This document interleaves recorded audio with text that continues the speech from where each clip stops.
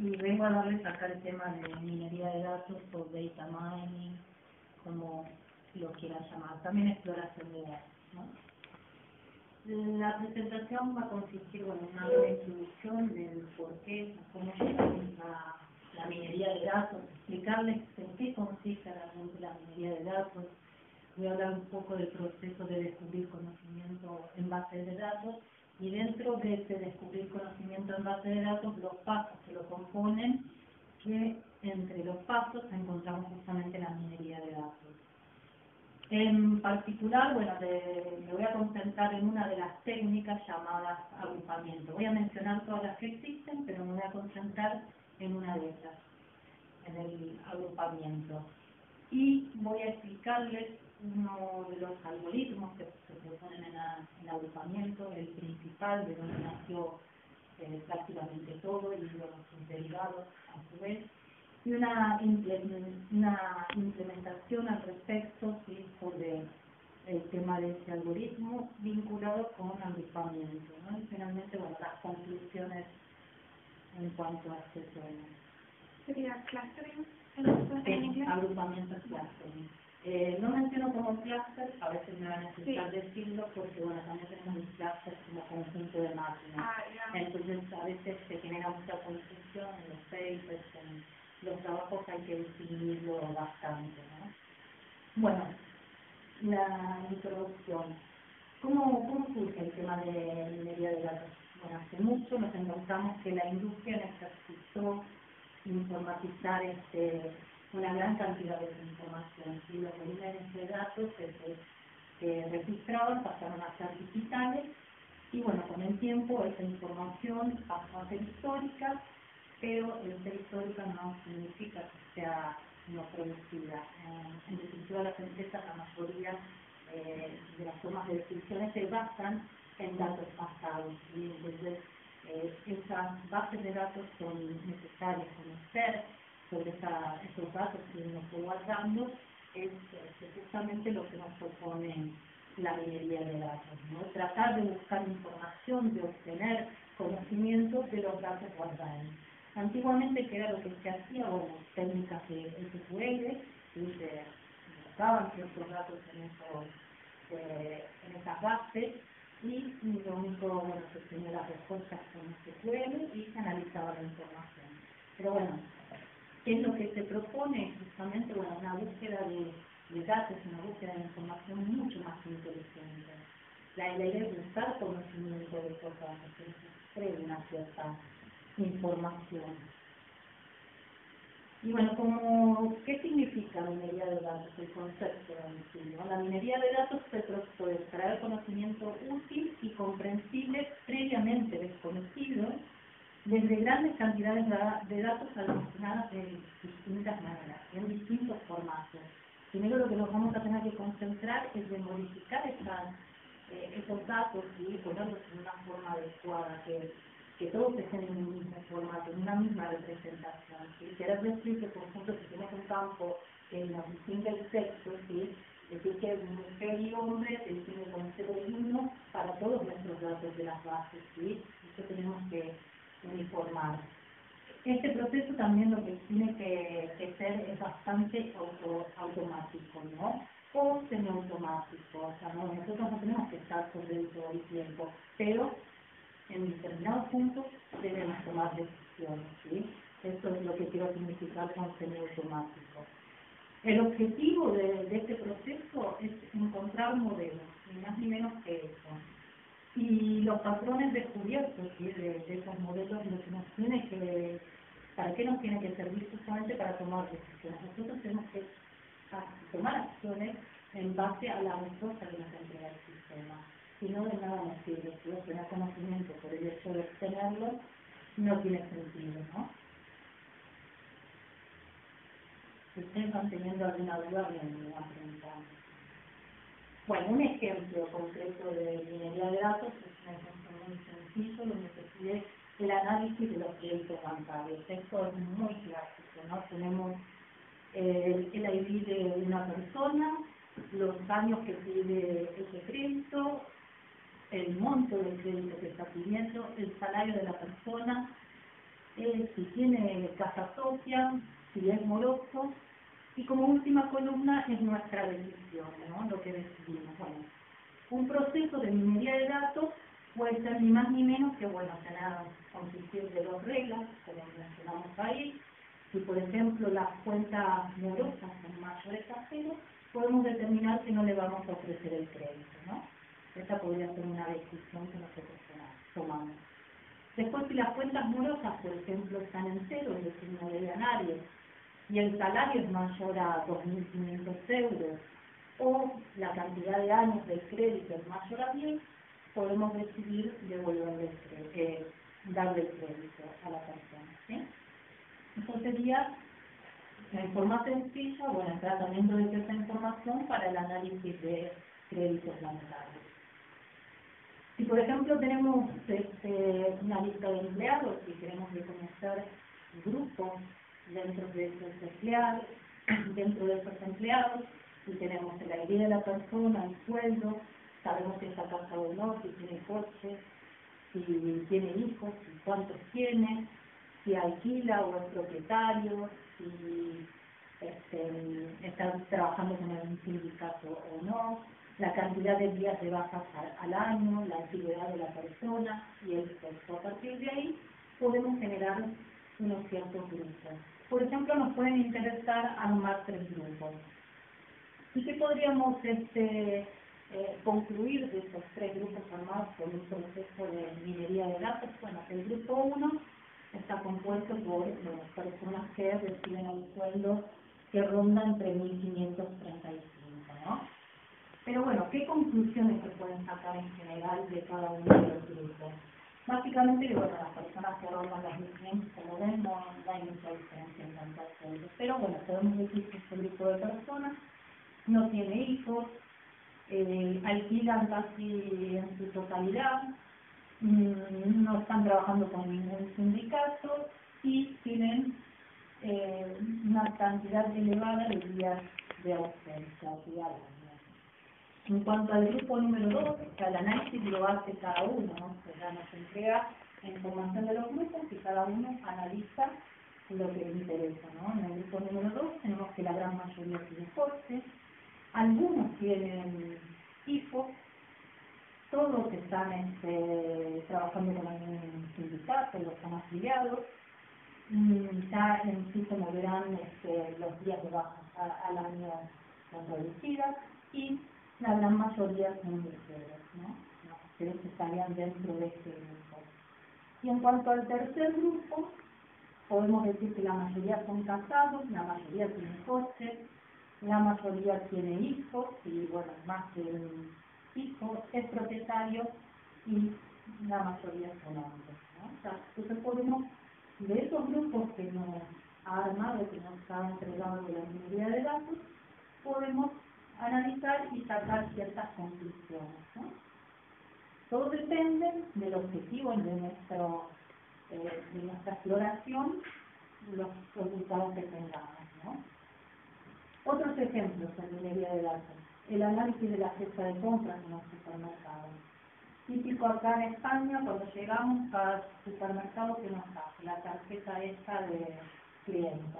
En realidad no es porque son muy bonitos ni nada, sino lo único que quieren es obtener información nuestra, ofrecernos ciertas cosas, ¿sí? Pero para que nosotros compremos, para incentivar nuestras compras. Entonces, en base a lo que nosotros compramos, analiza qué cosas pueden ser de nuestro interés y, bueno, esas pequeñas campañas que envían, los cupones que recibimos, están destinados a ofrecernos cosas que en general no tienen gran salida, pero que a ellos les interesan y creen que a nosotros nos puede interesar. Por ejemplo, el clásico, bueno, la gente compra, no sé, por ejemplo, una colonia para bebés, muy probable que sea porque tiene un bebé, entonces se les ofrece cosas relacionadas con productos de bebés. Otro caso sería la venta de un producto. Si una persona ha comprado, por ejemplo, un MP3, en el último periodo, un MP3, un televisor, lo que sea, muy probable que en cuanto salga el MP25 quiera comprarlo, ¿sí? Entonces, se generan este tipo de campañas, ¿no? No se apunta a toda la población, sino a un sector. La agrupación de enfermedades y de otros casos, el establecimiento de patrones de llamadas con los móviles, hay muchos, ¿no? Se utiliza muchísimo la minería de datos. Y ustedes verán que a su vez, seguro que lo han utilizado de alguna manera, alguna cosa relacionada con minería de datos siempre hemos hecho en nuestra vida, ¿no? Bueno, la relación con otras disciplinas, minería de datos, fíjense que es muy amplia. Bueno, trabaja con base de datos, con visualización. Visualización en el orden de es muy fácil inferir a partir de gráficos. Es mucho más rápido que si nos dan reglas y nos agrupan la información con gráficas. Nosotros observamos ciertas cosas que quizás de otra manera nos costaría, ¿no? Que por eso está la visualización. La estadística, bueno, hay muchos modelos estadísticos metidos dentro de la minería de datos. Entre otros, pues está la regresión lineal, la multilineal, la computación paralela, bueno, no hablamos, Después tenemos el aprendizaje automático, otras disciplinas, que bueno, eso dependerá del tema en particular que estamos trabajando, el sistema de toma de decisiones y la recuperación de información. Bueno, ahora nos vamos a concentrar un poco en el grueso, ¿no? En el descubrir conocimientos en bases de datos, ¿sí? Vamos a dar todos los pasos que describe este proceso, ¿no? Y lo que podemos decir es que combina métodos de teoría de base de datos, teoría de estadística, reconocimiento de patrones, inteligencia artificial, visualización de datos, rendimiento y otras áreas. Y este es un proceso interactivo porque, bueno, necesita mucho de la participación del usuario e iterativo. Porque nosotros descubrimos algo, pero tenemos que ir rellenando eso que descubrimos. A veces descubrimos una porción, un grupo, y a su vez queremos considerar un grupo dentro de este grupo que descubrimos. Entonces, bueno, por eso lo es iterativo. Y estos son los pasos en el proceso de descubrir conocimiento en nuestra base de datos. Partimos de los datos, tenemos, bueno, una cierta selección y limpieza, después vamos a ver qué significa cada una de las etapas, un preprocesamiento de esos datos fuentes, transformamos esos datos procesados, exploramos los datos y finalmente interpretamos y evaluamos obteniendo nuestro conocimiento. Estos son más o menos los pasos que componen al proceso académico. Bueno, en cuanto a la selección y limpieza y a su vez el procesamiento, ¿qué es lo que implica? Bueno, primero tenemos que saber qué es lo que queremos que nos entreguen los datos. Tenemos que entender el dominio de la aplicación, hay que interpretar cada uno de los campos que componen nuestros datos, su significado, ¿sí? Tenemos que evaluar si nos van a servir o no, y qué cosas nos van a servir, ¿no? Tenemos que crear los datos fuentes porque, bueno, ¿qué es lo que podemos encontrarnos? Los datos vienen de diversos lugares, es decir, de diversas plataformas. Los datos pueden estar seguir un patrón en un lugar y en otro muy distinto, y bueno, tenemos que informar esas cosas. Tenemos que focalizarnos en subconjuntos de variables o subconjuntos de casos. Variables, los campos que necesitamos, ¿sí? No por tener 50 campos va a ser mejor la minería de datos, solo concentrarnos en los que nos pueden proveer información. En algunos casos el tema del sexo, mujer hombre, será importante, en otros casos no, eso es considerable. En cuanto a casos, quiero hacer referencia a los registros, ¿no? a toda la información relacionada en sus campos, ¿no? Eso sería en nuestros casos. La remoción del ruido, lo que significa, por ejemplo, si tenemos que las personas tienen un sueldo, ¿no? Que anda en promedio alrededor de los 2.000 euros y encontramos una persona que gana 100.000 euros, obviamente esa persona nos va a descompensar a la hora de hacer un análisis. Entonces directamente la descartamos. Y esa no nos va a aportar la información, la podemos considerar aparte, ¿sí? Después, consideraciones sobre los datos perdidos. Podemos hacer ciertas encuestas que las personas tenían que contestar 10 preguntas, algunas nos contestaron 8. Entonces, ¿qué hacemos con esos datos que nos faltan? Hay que tomar una decisión, ¿sí? Y hay que tomarla antes de trabajar estos datos. En cuanto a transformaciones, que sería otra etapa en nuestro proceso KBD, ¿qué es lo que hacemos? La reducción dimensional o transformaciones para reducir el número de variables consideradas. A veces 2 o 3 variables las podemos agrupar en una, ¿sí? Entonces, hay que considerar este tipo de transformaciones, ¿no? A veces puede ser que normalmente, bueno, el sueldo con relación a, no sé, una variable cantidad de hijos, el sueldo anda por los miles, los hijos andan por las decenas, ¿no? Eso no salimos. Entonces están muy descompensados los datos, entonces a veces hay que normalizarlos para posteriormente trabajarlos. En cuanto a la minería de datos, que sería el tema en el cual nos tenemos que enfocar, hay 3 pasos que hay que hacer en todo el proceso de minería de datos. Primero, elegir la técnica de minería de datos a utilizar. Entre estas técnicas hay unas cuantas, las vamos a mencionar y decir que en cada una tenemos que elegir una de las técnicas. Luego, seleccionar el algoritmo o los algoritmos a utilizar que se trabaja con la técnica que elegimos arriba, ¿no? O sea, tenemos que elegir el algoritmo que vamos a aplicar. Y luego, bueno, justamente realizar el minado de datos, es decir, la búsqueda de estructuras de interés. Y finalmente, nuestros resultados tienen que seguir una representación particular. Tenemos que decidir cómo los vamos a mostrar, si con reglas de clasificación, si regresión, si los vamos a visualizar. Hay que tomar decisiones al respecto. Finalmente tenemos la interpretación y la evaluación, que bueno, es el análisis de interpretación de las estructuras que estamos obteniendo.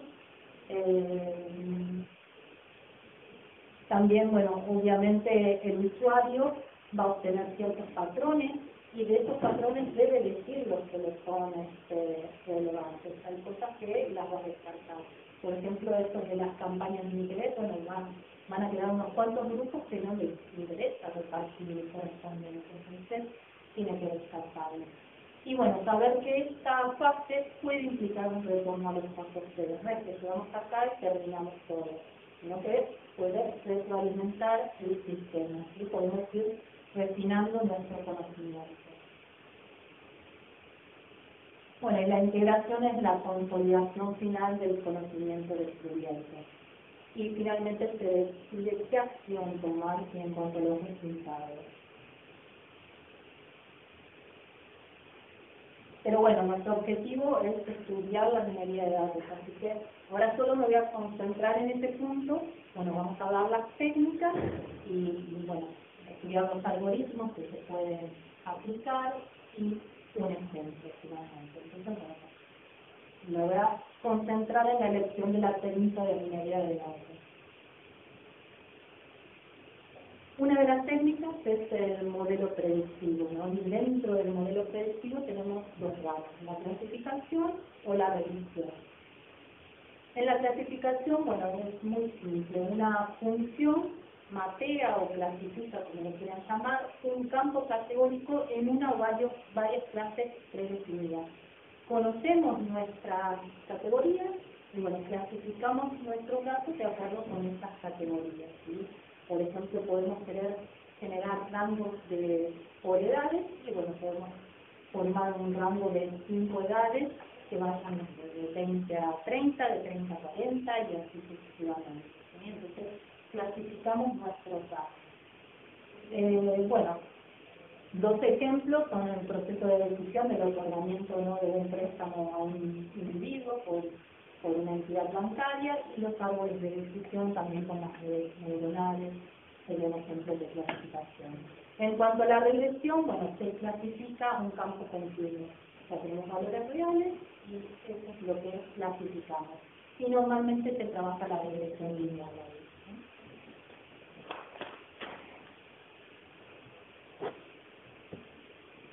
Otra técnica, modelo de dependencia. Bueno, el conocimiento dentro de los datos se logra derivando alguna estructura causal dentro de los datos.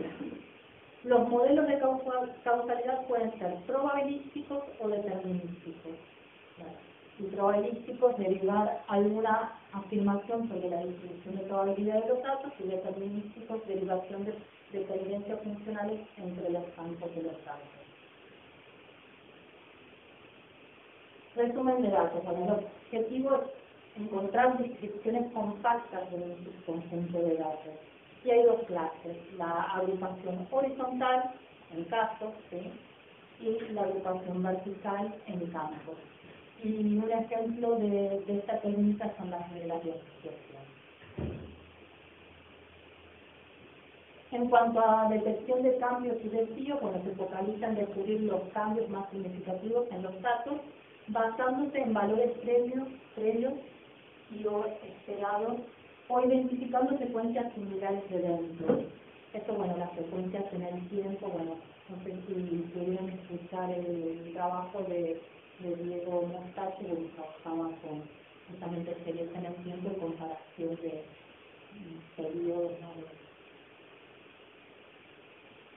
Después tenemos, bueno, la técnica de agrupamiento, también conocida como segmentación o clustering, ¿no? El clásico clustering es esto. Y el objetivo es determinar los grupos desde los datos mismos, de modo tal que los datos dentro de cada grupo sean en algún sentido más similares o homogéneos que aquellos que pertenecen a grupos diferentes. Y los grupos son desconocidos a priori. Esta es la técnica en la cual nos vamos a dejar y vamos a hacer el desarrollo de continuar la presentación, ¿no? Entonces, dentro de esta técnica, de la técnica de agrupamiento, bueno, la importancia se debe a que se aplica en un montón de lugares, ¿no? O sea, de todas las que mencioné anteriormente, la más utilizada es la de clustering, la de agrupamiento. Y bueno, acá podemos ver ejemplos en acústica, en arqueología, en bioquímica, en genética, en biología, marketing. Y si se fijan, es muy diverso lo que se utiliza. Bueno, entonces vamos a hacer un estudio a fondo de justamente esta técnica. Me voy a concentrar ahora en la selección de los algoritmos de minería, de los algoritmos que tenemos acá en clase, que es lo que yo puedo utilizar. Entonces, tengo algoritmos llamados jerárquicos y algoritmos particionados. Dentro de los algoritmos jerárquicos, bueno, toman como entrada una muestra de datos y construyen un árbol que agrupa casos con características similares. De esta manera es como trabaja. Permiten partir del conjunto de entrada en distintas cantidades de clases, según el interés del analista. Y la manera más común de partir un árbol construido por un algoritmo de clustering jerárquico es justamente hacer un corte en forma horizontal. Y existen dos tipos de algoritmos jerárquicos: los aglomerativos y los divisivos. El algoritmo jerárquico aglomerativo forma un clúster por cada uno de los datos de la muestra, y lo que hace es ir agrupando estos clústeres atómicos en clústeres cada vez más grandes, conformando como punto final un único clúster, ¿sí? Vamos desde abajo hacia arriba creando un árbol. Y el divisivo en forma inversa, ¿no? Partimos de un solo clúster con todos los datos de la muestra y vamos dividiendo dicho clúster en forma sucesiva hasta llegar al final.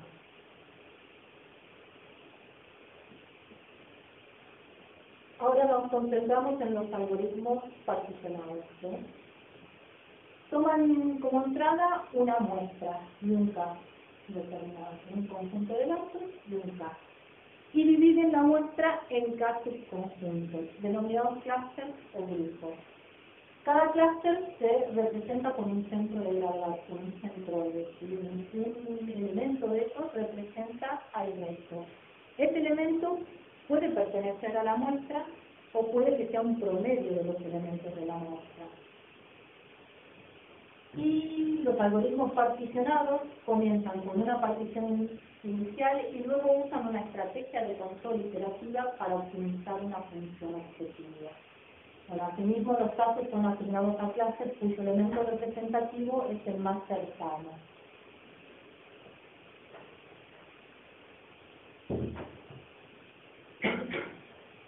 ¿Cómo se eligen los casos iniciales?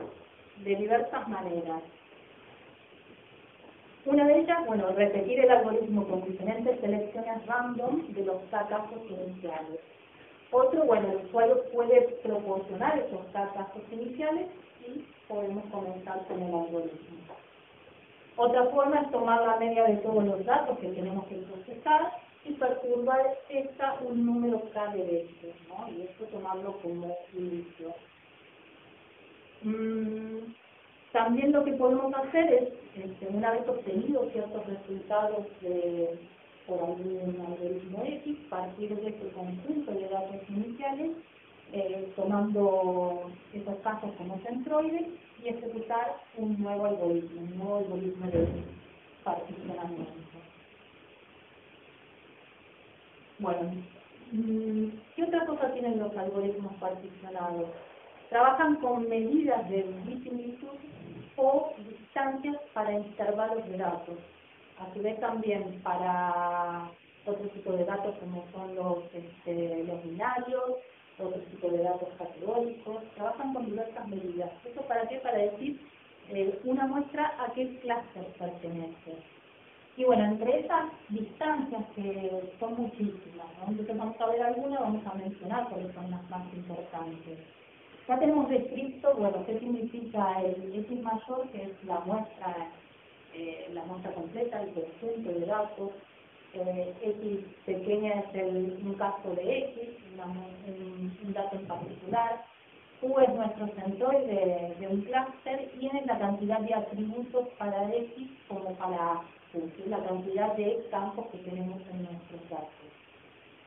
Entonces, ¿con qué medidas podemos trabajar cuando tenemos intervalos de datos, cuando trabajamos con números reales o cuando trabajamos con números en sí?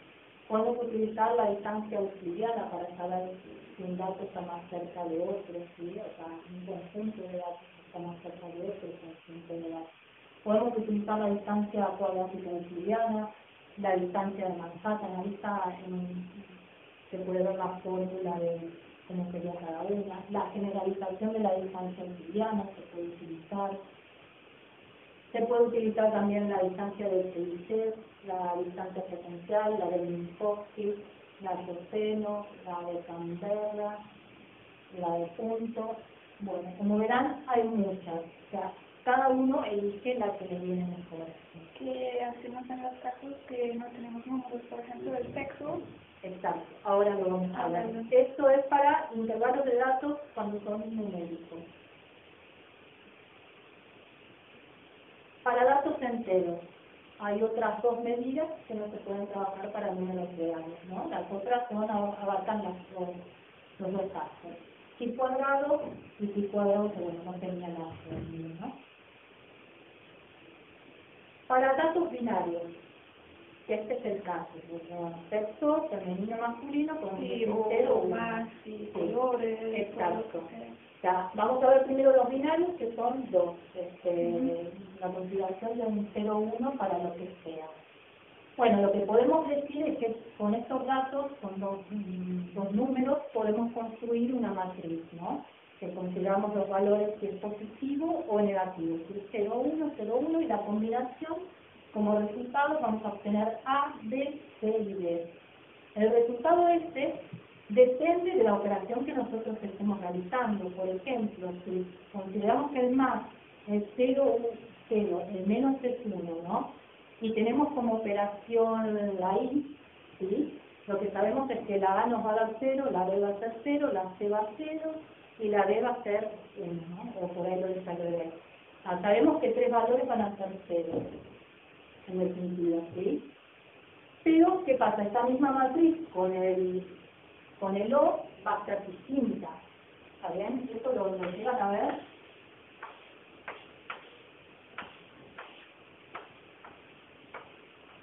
Para el caso de la I, 1, 0, 0, 0, ¿no?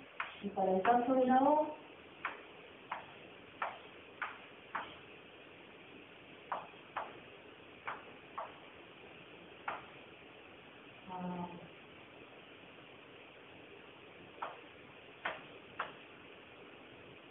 ¿está bien? Fíjense que los valores que toma A, B, C y D van a estar distintos de acuerdo con la operación que yo realice.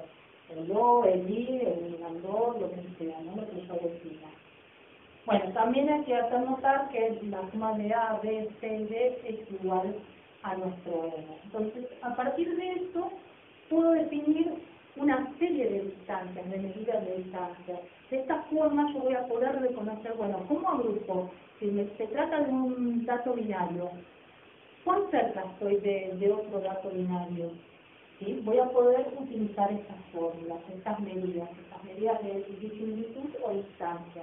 La distancia euclidiana, la distancia euclidiana cuadrática euclidiana, la varianza.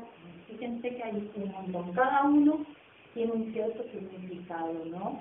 Significa que estamos ponderando más un lado que el otro, le damos mayor peso a una cosa o a la otra. Obviamente, cuando se eligen estas medidas de distancia, cuál utilizamos, hay que tomar una cierta decisión y ver, bueno, ¿qué me interesa a mí? De esta matriz, ¿quién pondero? El B, la A, y en base a eso elijo la fórmula que yo quiero trabajar. ¿Y qué es N en este caso? N, que... N juega en ciertas fórmulas, no en todas. Sí, pero ¿qué significa? ¿O qué Significa que es la suma de estos valores, ¿no?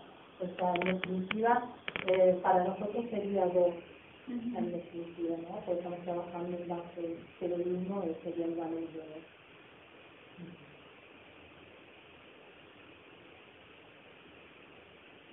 Categórico, acá lo que vos preguntabas. Bueno, hay fórmulas para evaluar cuán cercano está un valor de otro. Distancia de desacuerdo, ¿sí? Bueno, esta es muy simple. Si se fijan en la fórmula, ¿qué es lo que hacemos? Miramos si son iguales, un 0. Si son distintas, colocamos un 1. ¿Sí? Estamos comparando una muestra con la otra muestra, campo a campo. ¿Sí? Son iguales, 0. Son distintos, 1. Distancia, porcentaje de desacuerdo. Bueno, esta quizás es un poquito mejor, porque bueno, estamos jugando con un cierto porcentaje sobre el N total, la cantidad de posibilidades que tenemos. ¿Sí? N, en este caso, recordemos que es la cantidad de atributos, ¿sí? Que maneja nuestra muestra. ¿Está bien?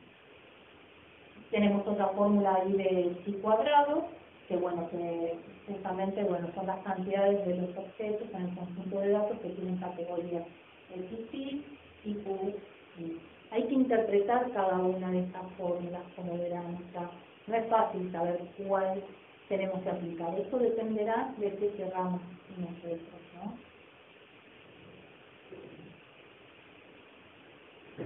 Bueno. Valoración de los resultados. Otro punto importante es obtenida la partición de una muestra. O sea, obtuvimos ya los grupos, obtuvimos nuestros clústeres. Es importante medir en forma cualitativa y cuantitativa las características de los datos obtenidos y cuán buenas son las particiones que realizamos. Y bueno, para eso tenemos medidas internas y medidas externas. Bueno, medidas internas tenemos varias propuestas. Entre estas está un paper de Rand, que propuso un método que considera todos los pares de clúster entre dos clústeres, ¿sí? Y bueno, si los miembros del par de muestras están en el mismo clúster para ambos clústeres, o si los miembros del par están en diferentes clústeres para ambos clústeres, entonces se incrementa un contador. Como ven, bueno, son ciertos procesos para medir si está bien o no realizada la partición. ¿Vale? Esta sería una manera. Otra manera, la más utilizada, es la que se conoce como compactación. Y bueno, lo que hace es justamente mide la compactación, los ítems de una misma categoría deben ser lo más idénticos posibles, deben ser lo más idénticos posibles entre sí, ¿sí? De cuán compactos está cada uno de los clases, cuántos se agrupan entre sí. Y bueno, una medida de no compactación es el promedio de la varianza dentro del clúster. Y para un único clúster ahí presentan la medida de la varianza, cómo se calcula, y luego el promedio para los K-clusters, ¿no? Otras medidas, siempre para todos tenemos muchas cosas y podemos seleccionar la que nos venga mejor.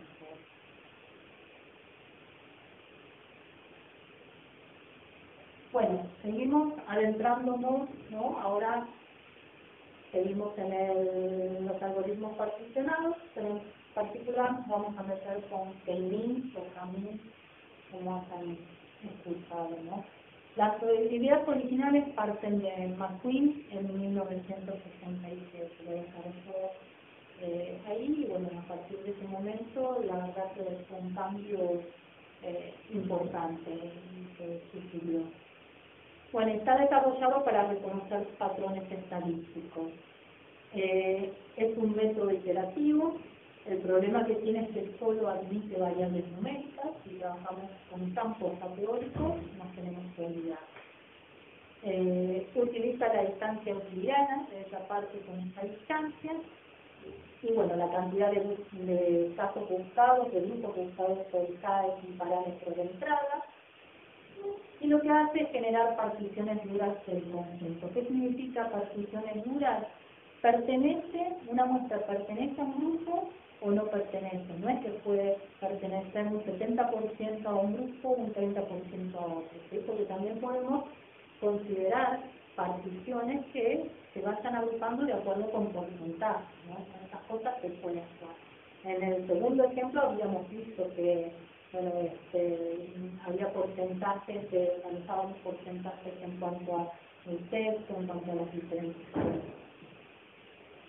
Y a su vez minimiza una función de costo, ¿sí? En lugar de, como tema de compactación y de cómo es que el algoritmo utiliza esta función de costo calculando la media de los grupos. ¿Cómo trabaja el? Bueno, dice cada caso como centroides de los clases, como centroides de los grupos.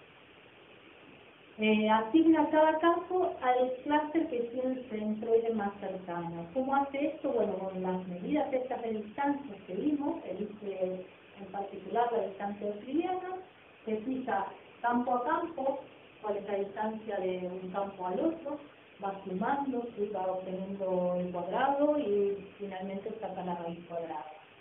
Entonces, el que le dé más chico, a él se lo asigna. Cuando todos los casos ya han sido asignados, recalculan los nuevos K-centroides. Y finalmente repite los pasos 2 y 3 hasta que los centroides no cambian o se llega a una cantidad máxima de iteraciones. Porque ¿qué puede pasar? Una muestra puede quedar ciclando entre dos clústeres, por ejemplo. Si justo se encuentra a la misma distancia de un clúster a la misma distancia de otro, puede estar yendo de un clúster 2 al clúster 3, del 3 al 2. Entonces, de alguna manera hay que considerar otras paradas aparte de bueno, este tipo de cosas, ¿no? Bueno, veamos un ejemplo de acá tenemos un conjunto de muestras, cada una de las X representa un dato para nosotros, ¿sí? Esto es una muestra general.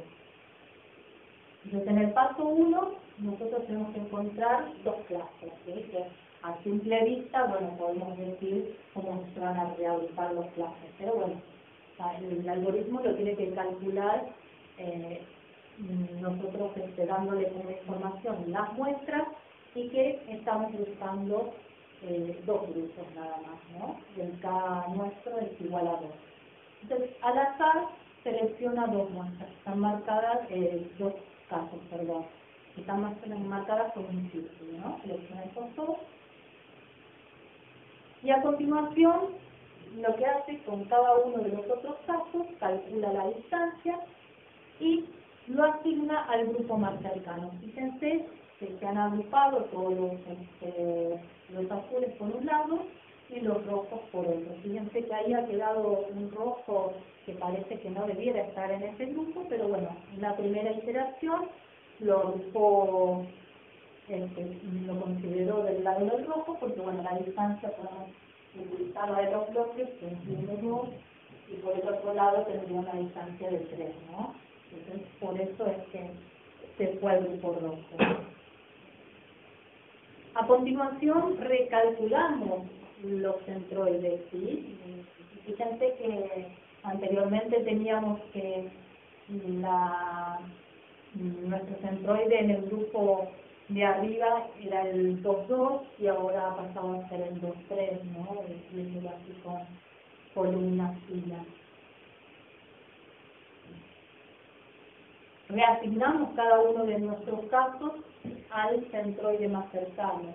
Y fíjense que ahora, en esta oportunidad, la X, que estaba ahí media indecisa, que pertenecía a uno a otro grupo, se fue con el grupo azul, ¿no? Que está a una distancia 2, mientras que en el otro caso estaría a una distancia de 4.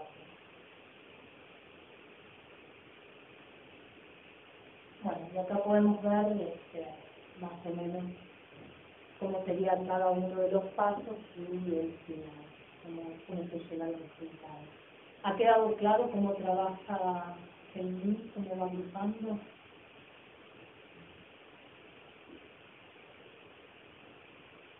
Pero bueno, como todo, este algoritmo tiene pasos, ¿no? Y, por ejemplo, si tenemos esta muestra de datos, cada una de las marcas es un caso, y por ejemplo nos piden encontrar 3 grupos, nuestro algoritmo, K-means, obtendría este resultado, ¿no? Más o menos esto.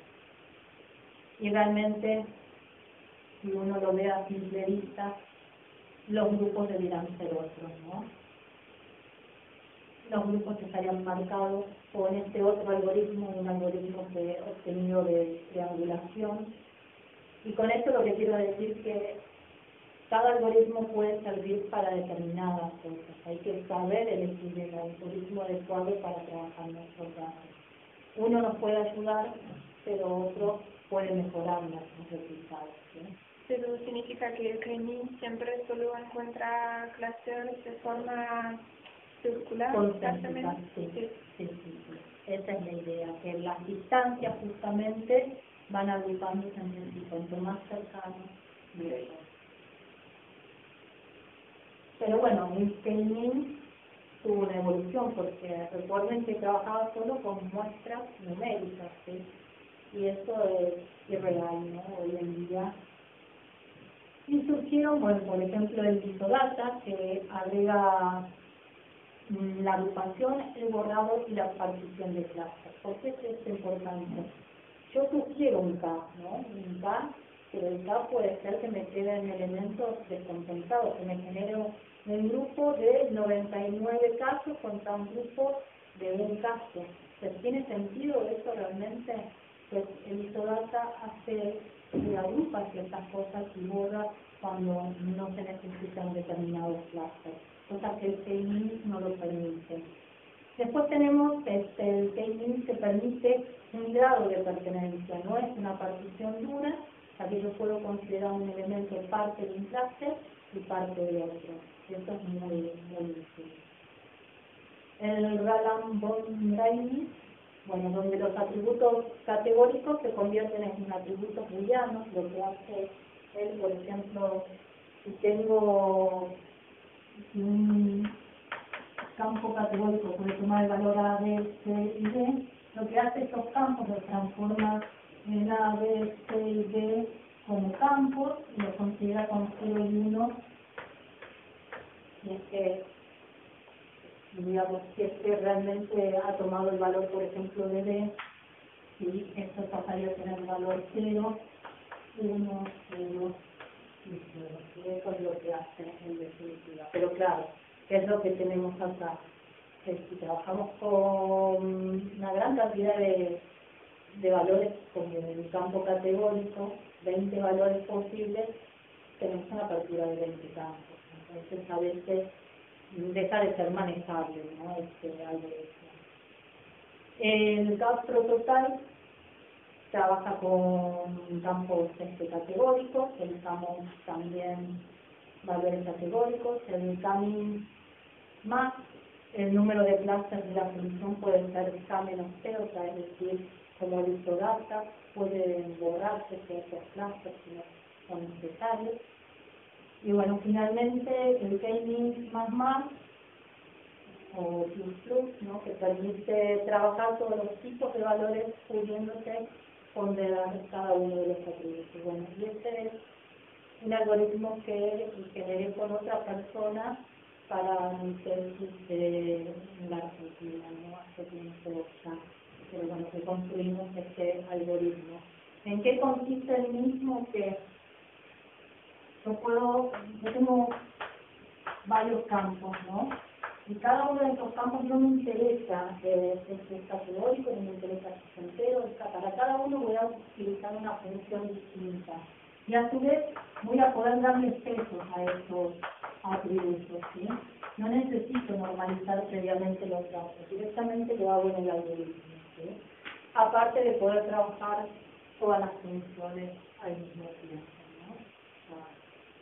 Acá, en líneas generales, cada uno de estos algoritmos trabajan todos que sean números, todos que sean valores categóricos, y así.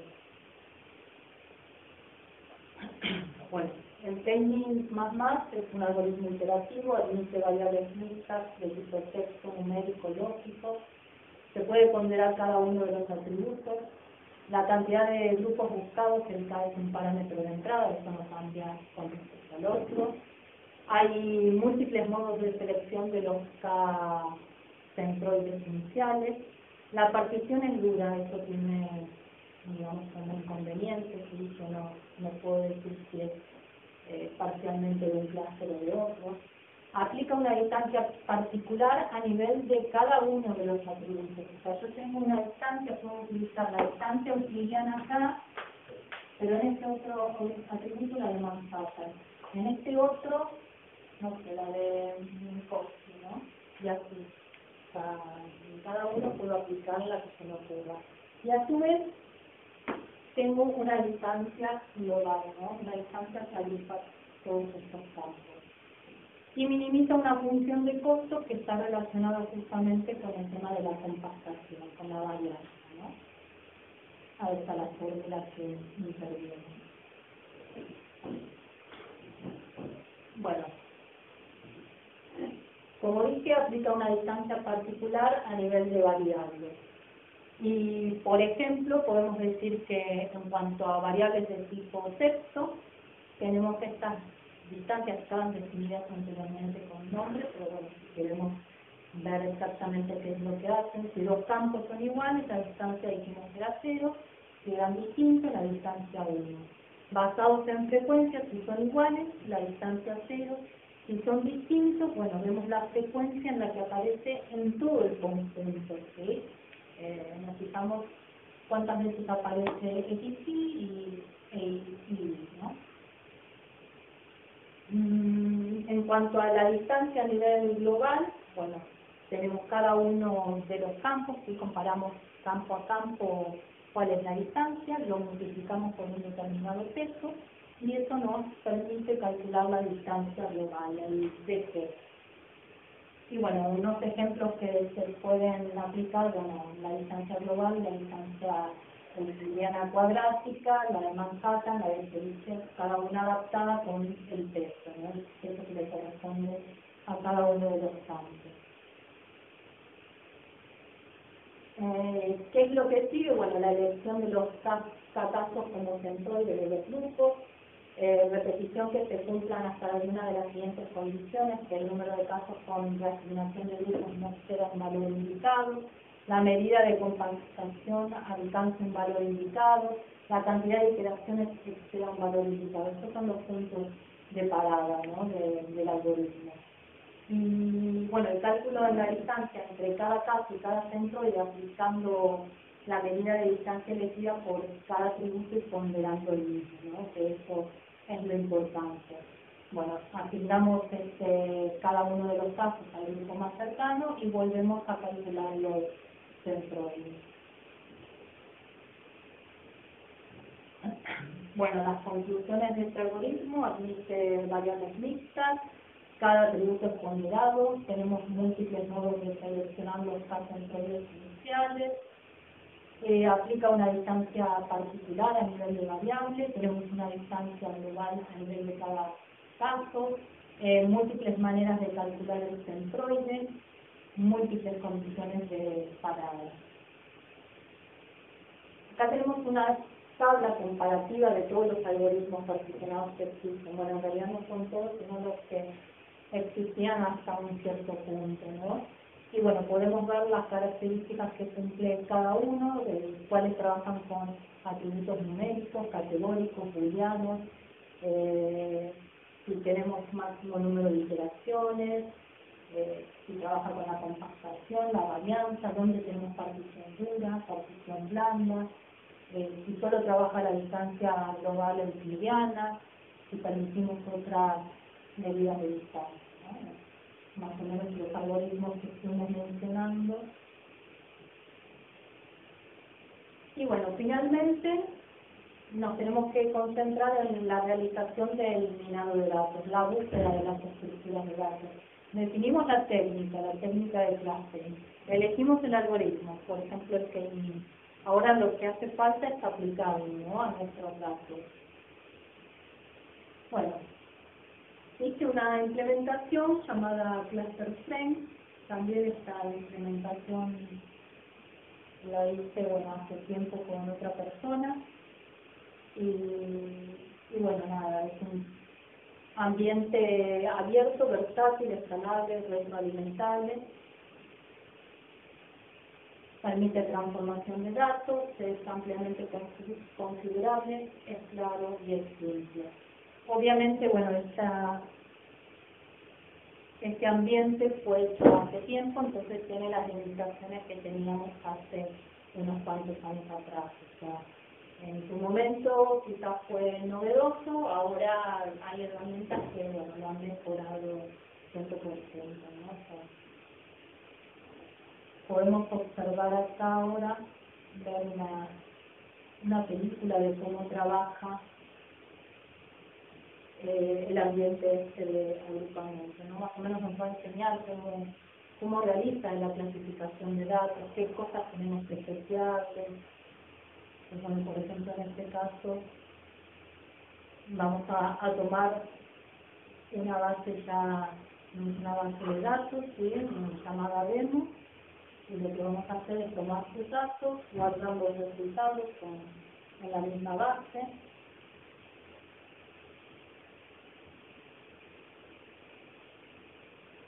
Dentro de esta base tenemos un conjunto de datos, ¿sí?, tenemos varios conjuntos de datos, varias muestras.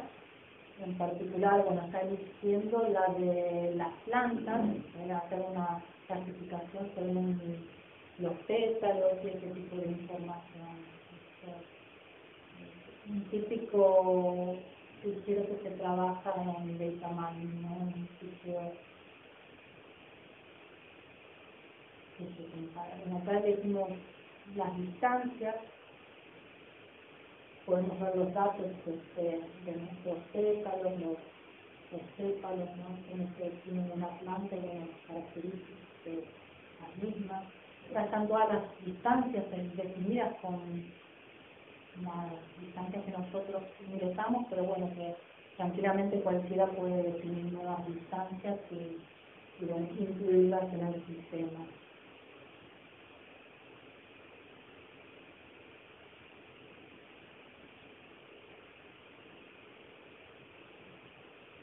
Como distancia global, seleccionamos variables o los parámetros, sí. Digo, el primero tiene el máximo peso.